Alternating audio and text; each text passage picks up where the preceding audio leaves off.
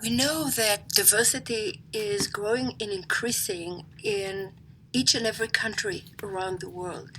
That has implications for any work organization with respect to recruitment, promotion, and retention of employees, particularly employees who are different from the privileged and the groups within society that have traditionally received all the advantages.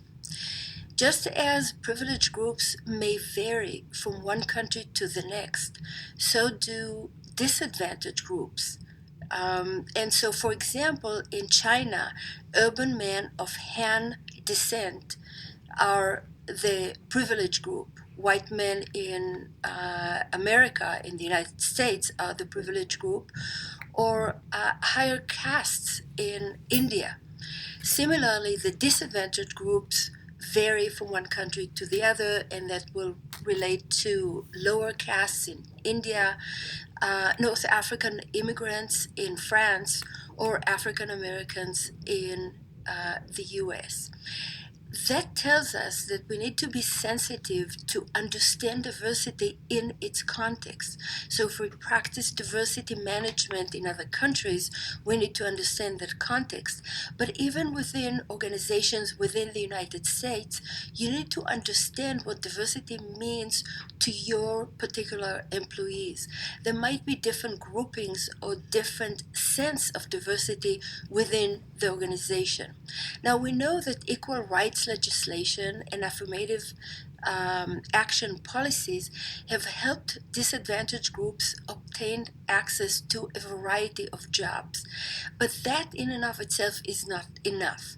Organizations need to actively manage their diverse workforce in order to create inclusion with respect to decision making, networks of influence, and social networks within the organization. The term diversity management originated in North America, but it has slowly taken hold in different countries and different regions around the world.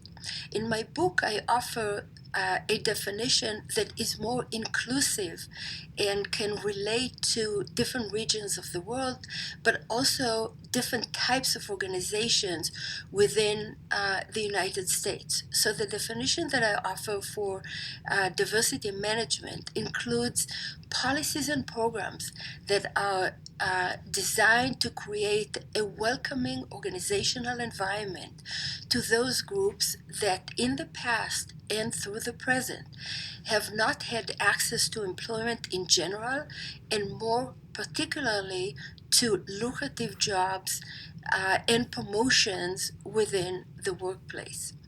There are two types of diversity management approaches that are relevant in the global context. One of them is intranational management of diversity. This refers to managing a diverse workforce of citizens and immigrants within a single national organizational context. So, for example, a German company would, with respect to diversity management in that context, would relate to citizens of Germany, immigrants, and diversity within the country. The other type of diversity management is cross-national diversity management, and that refers to managing a workforce that is composed of citizens and immigrants in different countries. An example for that would be a Korean company that has branches in Japan, China, and Malaysia. And they would need to establish diversity management programs that would be relevant to each country, but also to the company in general. Now, thinking about those two types of organizations, or two types of diversity management, you need to think of the different challenges that come with them. You need to practice diversity within the laws and social norms of each country, but also within the laws and the norms of the home office and within the context of the Human Rights Declaration of the United Nations. In other words, there is a global sense of what's right and what's humane, and we need to take that into consideration as well. So I'll give you two examples of where those elements can come into contradiction. A colleague of mine who was a diversity manager in a Dutch company shared with me that example. They had a gay employee who was up for promotion, and in order to obtain that promotion, he had to serve in an overseas post in an African country. In that African country, gay relationships were outlawed, and if they would have given him that assignment that included bringing his partner along, both he and his partner could have been subject to imprisonment within that context. So they had a dilemma. Either he's barred from that promotion, or he might risk imprisonment. Their compromise was that they sent him by himself, but then allowed him frequent visits back home to be reunited with his partner.